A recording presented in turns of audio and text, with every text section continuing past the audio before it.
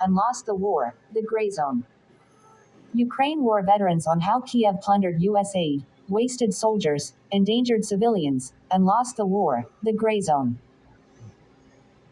The weapons are stolen, the humanitarian aid is stolen, and we have no idea where the billions sent to this country have gone, a Ukrainian complained to the gray zone. In a video sent via Facebook Messenger in July, Ivan Asterisk can be seen standing next to his car, an early 2010s model Mitsubishi SUV. Smoke is pouring out of the rear window. Ivan laughs and pans his phone's camera across the length of the vehicle, pointing out bullet holes. The turbocharger died in my car, he said, panning his phone toward the front of the vehicle. My commander says I should pay to repair it myself.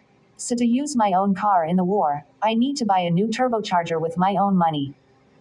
Ivan flipped the camera toward his face. Well, you fucking motherfucker members of parliament, I hope you fuck each other. Devils. I wish you were in our place, he said. Last month, Ukraine's parliamentarians voted to give themselves a 70% salary increase.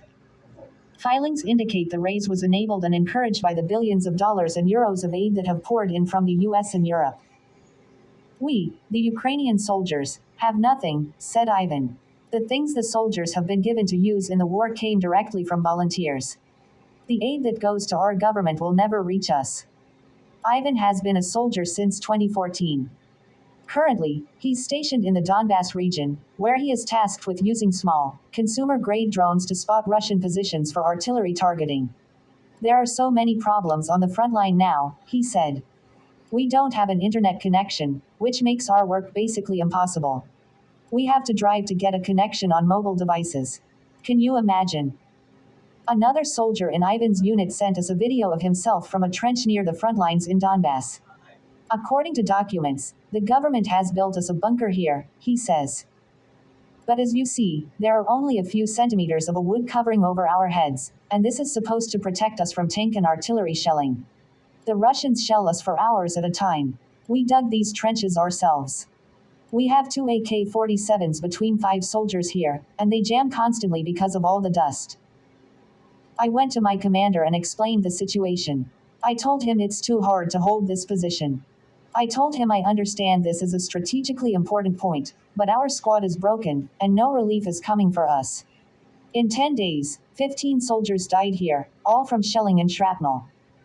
I asked the commander if we could bring some heavy equipment to build a better bunker and he refused, because he said the Russian shelling could damage the equipment. Does he not care that 15 of our soldiers died here? If you tried to explain the situation Ukrainian soldiers are facing to an American soldier, they would think you were insane, said Ivan. Imagine telling an American soldier that we are using our personal cars in the war, and we're also responsible for paying for repairs and fuel. We're buying our own body armor and helmets.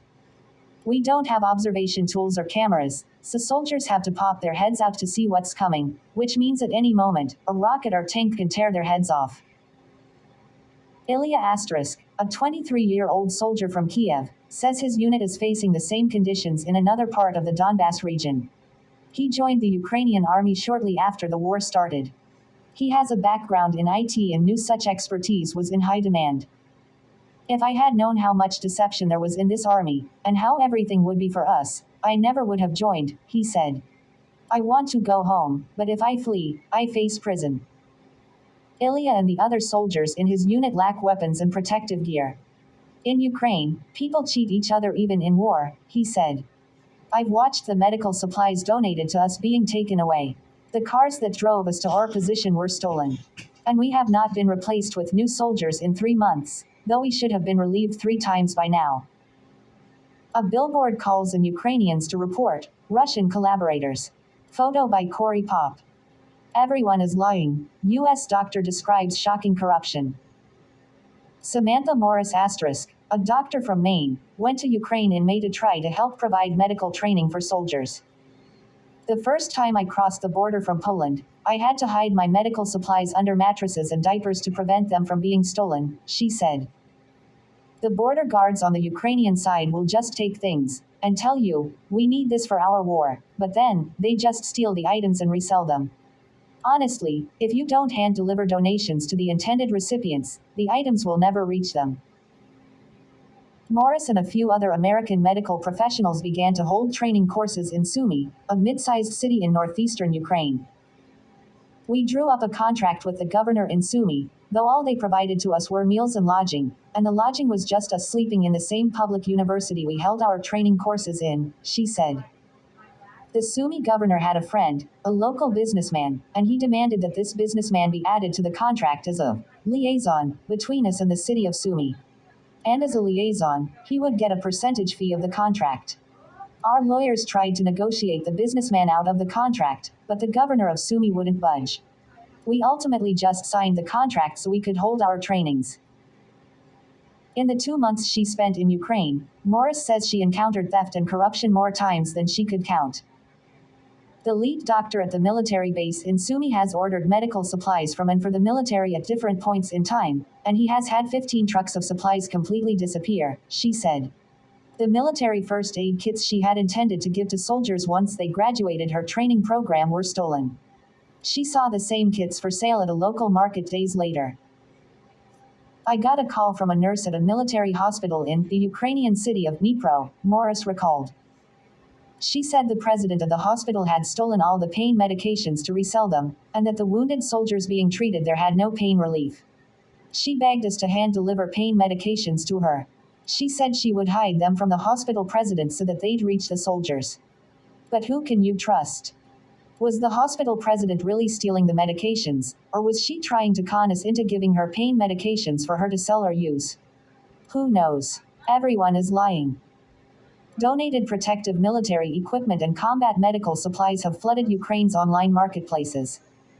Sellers are careful to hide their identities, often creating new vendor accounts for each sale and willing to fulfill orders exclusively by mail. We have found armored helmets given as aid from the Americans for sale on websites, Ivan said. You know, inside the helmet, the class of protection and brand are written. We saw this brand before and realized the helmets were the ones given to us as aid. Some of us tried to contact the sellers to set up a meeting, so we could prove they were selling stolen aid, but they were suspicious and stopped responding to us. Ivan says he has heard about the theft of weapons donated from Western countries, but pointed out that several soldiers in his unit are sharing a single AK-74. I wouldn't know about how they're stealing the weapons, because the weapons never reach the Ukrainian soldiers in the first place, he said. And if they were giving more than small missiles and rifles, if they were giving us what we actually need to fight Russia, they would be weapons too big to steal. A Ukrainian army vehicle on the road to Dnipro. Photo by Corey Pop. I don't think they want us to win. Ukrainians scoff at Western aid. Ivan is not optimistic about Ukraine's chances to win the war. There won't be a Donbass left, he said. The Russians will destroy it, or they'll control all of it, and then they'll move on to the south. And now, as it is, I'd say 80% of the civilians who have stayed in Donbass support Russia and leak all of our location information to them. When asked if he thought the US and European countries truly want Ukraine to win the war, Ivan laughed. No, I don't think they want us to win, he said. The West could give us weapons to make us stronger than the Russians, but they don't do this. We know Poland and the Baltic countries want us to win, 100%, but their support isn't enough. It is obvious that the US doesn't want Ukraine to win the war, said Andrei Asterisk, a Ukrainian journalist based in Mykolaiv. They only want to make Russia weak. No one will win this war, but the countries the US is using like a playground will lose. And the corruption related to the war aid is shocking. The weapons are stolen, the humanitarian aid is stolen, and we have no idea where the billions sent to this country have gone. Andrei is especially appalled by the lack of services provided to internally displaced Ukrainians. It really isn't a mystery why everyone wants to go to Europe, he said. There's a refugee center near Dnipro, for example, and displaced people are only allowed to stay there for 3 days. And it's 45 or 50 people in one big, open room with one bathroom and a tiny kitchen. Horrible conditions. So after the 3 days, if they have no money, no clothes, nothing, they are kicked out and have no choice but to go back to their homes in dangerous areas. We must ask our government where all the aid money has gone, when our soldiers don't have what they need, and our civilians don't have safe places to stay. Foreign journalists cover up grim reality with triumphalist delusions. Before the war started, Andrei spent several years reporting on corruption and crooked politicians in Ukraine. After an investigation into a government official in Odessa resulted in death threats against his wife and young daughter, Andrei sent them to live with relatives in France. Ukraine is a democracy, right? So the government won't press on you in an official way. First, you get phone calls warning you to stop. Then, they offer you money to stop. And then, if you refuse to be bought, you should be prepared for an attack. Real journalism is dangerous here, he continued. You see, since the war started, we have these new star reporters, and every day, they write that Putin is bad, the Russian soldiers behave very badly. Today, the Ukrainian army killed 1,000 Russians and destroyed 500 Russian tanks. They get 1 million followers on Twitter because they lie, and this isn't real reporting.